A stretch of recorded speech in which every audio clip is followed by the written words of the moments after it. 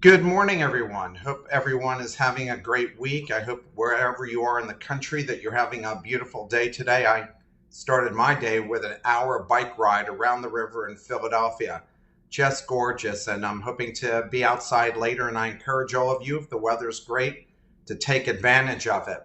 Well, welcome again to Ask the Millionaire. So let's start off with the first question. Daphne Eastman asked, currently, I'm working on my hair care brand, and I'm at a stage where I have to brand the actual business. Having a limited budget, I was wondering if it was a good idea to invest in branding through agencies or bootstrap the business and adapt as I go. I know that my only chance to stand out and differentiate myself was through a strong brand marketing strategy, but I also want to be strategic in my spending. So, Daphne, here's what I think about branding. I think that we all know that you become a brand because people talk about how well you do something. So, when you think of social media, you typically think of Facebook. Or if you think of doing search, you think of Google. If you think of credit card, you think of American Express. I'm sure there are restaurants in your area that when you think of great Italian food, they don't even advertise it. They're just out there because everybody knows who they are. So being really good at what you do develops your brand because you're in a business that requires word of mouth. That being said, you can do very inexpensive things to go and build awareness is what you want to do, which is build awareness. And that would be through having an Instagram page, tweeting, having a Facebook page because you're going to consumers. And when you do that, things that you might do is talk about tips, reasons for people to come and want to interact with you. So you're starting a hair care brand. So you might say, here are the three best hair care products for this type of hair. Here are the three best things to do if you want to color your hair. Here are the three best things that you want to think about when deciding what type of haircut that you want, and always with them kind of wanting to ask you either a question or wanting to come to have you do the work for them. So you can do all those things inexpensively. If you have your own website, you can build a website for less than $200 by going to somebody like GoDaddy, and there's so many other services out there. So your whole marketing budget to start with, because it doesn't pay you to go and spend a lot of money to go and hire an agency, could be less than $500. You can have your friends and people you're already cutting tweet about what a great haircut they have and show pictures on Twitter and on Instagram and on Facebook and tell everybody, here is where I got this great cut or hair coloring or whatever you had done for them. So that's what I would suggest that you do on that. The next question comes from Heather Brockman. Heather says, I think I'm at a point I want to start offering my company as a business opportunity. What are some of the steps I need to take, or where does one even start to branch off into different types of expansion like this? So it sounds to me like you're thinking about doing franchising. And the way to do franchising first is that you have to have a really successful business that people are actually contacting you and saying, could I resell your product or your service? I mean, that's how they really actually get started, is people come to them and ask them, could you start me in your business in my area? And to get a franchise started, the best thing to do is contact a franchise attorney, somebody who specializes in this area, and talk to them about the requirements in your particular state and other states that you want to branch out into. The other thing I would do is go to the franchise trade association. I forget what the name of it is, but go and talk to people at the National Association for Starting Franchises and get a consultant that could advise you on the best way to do it.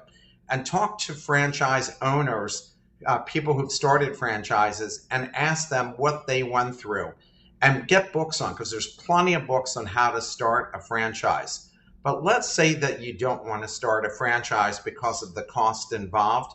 Maybe you just want to find strategic partners who want to offer your product or service in another area. So you could advertise, I'm looking for strategic partners who would like to be a partner with me in their particular state to offer my product or service. And then you could talk about what that is. Now, mind you, when you start something like this, everybody's going to want to see your financials. They're going to want to speak to your customers. They're going to want to get a lot of data that tells them how successful you've been. And they're going to want to see audited financial statements by a CPA firm. And they're going to probably want to know from the bank how good you've been. And they're going to want to find out from vendors if, in fact, you've lived up to your responsibility of making sure that you paid them on time. So people who get in business with you, whether you start a franchise or strategic partnership, they're going to be really analyzing everything that you do. And they're also going to go wonder what's the cost and what is the revenue split. So are you going to get 10% of the revenue, of the gross revenue that comes from them? Are you going to get 20% of the profit that comes from them? Do they have to buy everything from you in order for them to run their franchise or their strategic partnership? So a good thing to do is start by talking to people who've done it before, find out how they've done it, talk to the people at the National Franchise Association, talk to a franchise attorney to understand all the costs that are going to be involved, and then you can decide if it makes sense for you. Next question is from Lloyd Brown. Lloyd asked, "Hello, mentors. Thank you for taking the time for my question. I'm launching my side business e-commerce store for my artwork. I already have an LLC for my moving company. How do I umbrella this new business under my LLC, or should I just create a separate one altogether? Thanks." I would suggest, because LLCs are so inexpensive to start, that you just create a separate LLC. I have a few different businesses. I have Kramer Communications, where I do marketing consulting. I have an LLC for that. I have Stress Free Family Business, where I do consulting for family businesses, but I separately brand it, but I put it under the Kramer Communications LLC. Same with Pitch to Me First, a business where I review business plans, operating plans, plans to present to angel investors. But I have a new venture called Funding Organizer, and that is going to have its own LLC. So I think in your particular case, I think that you should separate them out because they're two different businesses. And I also think from a tax standpoint, it might be in your best interest. But the first thing I think you should do is you should definitely contact an attorney, an accountant, and a tax attorney, not just any attorney, but a tax attorney, and ask them what they think the best thing to do and also the best way to protect yourself. The next question is from Vinko, and I know I'm not going to get this right, Malajevich. And Vinko asked, "My goal is to build an online community and be the middleman between trainers and student clients. My aspiration is to sell the service to wealthy markets like the USA, but I'm from Europe, Croatia. Do you think it's better to start the business in Croatian market that I know the language and culture, or go straight forward to the US market? I have much more connections here also. The balanced decision would be to target the domestic market but use English language. I'm interested in your thoughts." So if you're going to build an online community and you want to be the middleman, you should definitely start with your country first. And your culture is going to be different there, and you understand that culture. I would start there, work out all the kinks in your business. I would wait maybe a year, maybe 2 years until you've really learned everything you need to know about that business and iron out everything. Like, you're going to need to have a process for selling to vendors that you might look to be the middleman for. You're going to need a process for selling to the consumer. You're going to need a process for raising your marketing awareness. Each of those is going to require a different plan and different tactics about what you're going to do. The US is an enormous market. Think of the US as 50 countries. So if you came into the US, you might go and decide that you're going to go and start with a small state like Delaware or Rhode Island. You're not going to cover the entire United States. it would be impossible for you to do that. And really, it's impossible for Americans to do the same thing. When we start, we typically start by a certain region, and then we break out from that region and go statewide, and then we go national. But the first thing to do is conquer your own marketplace. Now, that being said, you might come back to me and say, well, we have an oversaturated market, or people wouldn't go for this, or it seems more like a product service for the US market. Again, if you're going to decide to go in the US market, you're going to want to get good English speakers, people who understand the language and the slang and everything else, so that when they do write things, it sounds like as if an American or a US citizen is writing to them. It's just like when we go and enter different markets from the United States, you really need to get a native speaker to help you with that marketing, because if you don't have that native speaker, a lot of what you put out could either be lost in translation, or people think, oh my gosh, this is a scam, because they get all these scam emails and the writing usually is not professionally done, or it doesn't sound like it's coming from somebody in the US. And so people ignore it thinking it's a scam, kind of like the things where people ask you to send $5,000 to get $5 million. So the best thing for you to do is start in your country first, work out everything till you really understand this business and get it humming and it's making good money. If you find that you started in your country and you can't make money there and you think it's a good market and you should be able to, then you have to think through all the problems that you have, solve those. And then if that doesn't work, then maybe you have to think about that this isn't a good venture and go and choose something else to do. Gabriel Suarez asked, I want to buy out a minority partner at one of the stores. We are bumping heads too much, and the 20% he owns of one store is the only thing tying him to me and the company. To cut him loose, I need to buy him out. What are some of the things I should look at when I negotiate this, and what are some of the things I can do to minimize my expense and protect myself from a legal perspective? First of all, I think what you should do is get someone to do a valuation of that particular store and value it. So let's say the store is valued at $100,000, so therefore the sale price is $20,000. So you need to find an attorney who does transaction work and could help you do it. It would be good if they were in your particular state, but it's not necessary. And if they were in your state and they know the laws of that particular state, because every state has different laws for buying and selling businesses. And you also have to think of the tax ramifications when you go and buy that particular business. And you also are going to be thinking about, if I'm buying this business, do I want to use my cash? Do I want to use the business's cash? Do I want to take a loan out? Right now, loans are very cheap, so it might make sense to go and get a loan and pay him over time. Is he going to want and ask for a premium on his 20% because he knows you want to get him out? He knows that you're more than willing to pay whatever it takes to remove him from the business. So I think you also have to think about, if he only owns 20%, find out what shareholder rights are in your business. Maybe you can make sure that he doesn't enter the business, that the only thing he does get is financial statements from you. And if there's a disbursement of money, maybe he only gets that. Maybe your problem isn't just that he owns 20%, as you wrote here. Your problem is you just don't like working with this person. So if you can afford to buy him out and you can get it at a price that you find is acceptable, great.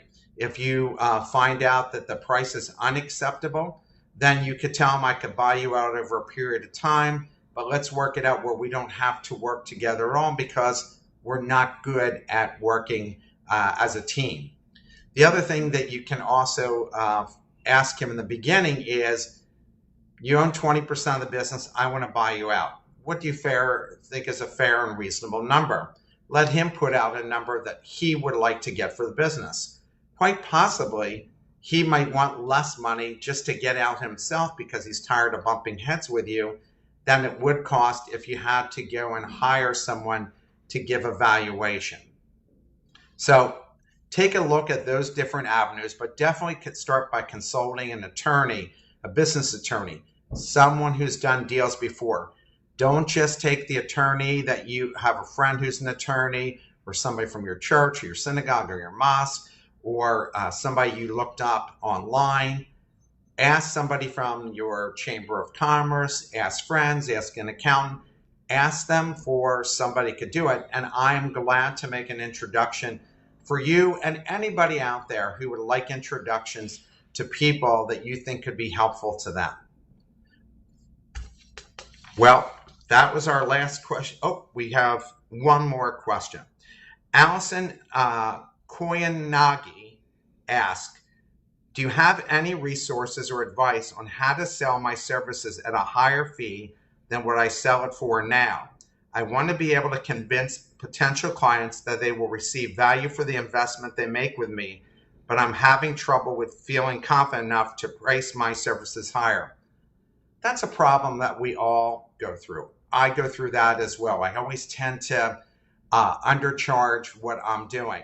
And I think that's the case when there's a lot of competition in your particular area, or you know people will only spend so much for what you're doing. So for instance, my daughter has a global marketing practice, and when she's selling to people in Silicon Valley, she can charge triple what she would charge in Gothenburg, Sweden, because they're used to paying that price. I know in Philadelphia, if you're charging somebody for marketing services, typically they won't spend more than $5,000 a month to go and do it, but really the sweet spot's probably around $3,000 a month for marketing services. So the things you have to look at is, what is your competition charging? What services are you giving? How are you different than anybody else out there? Do you have a certain area of expertise that people would want to buy and that makes you different than anybody else that's selling it? So let's say you were an expert in selling cybersecurity services and there's only one other player out there.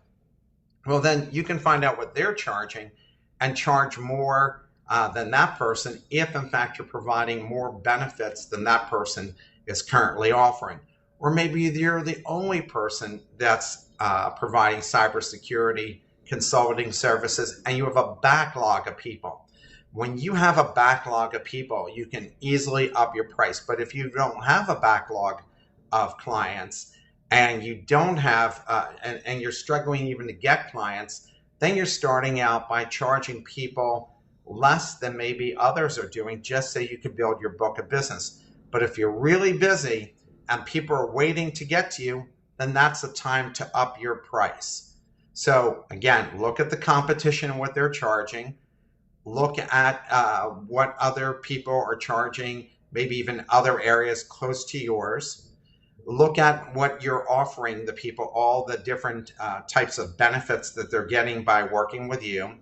Look at what areas of expertise that you have that other people don't have, or if you're an expert in certain areas for marketing purposes. Again, I'm using marketing as an example. If you're an expert in working with biotech companies, or you're an expert working with banks and there's nobody else doing it, then again, you're able to charge more because of your area of expertise.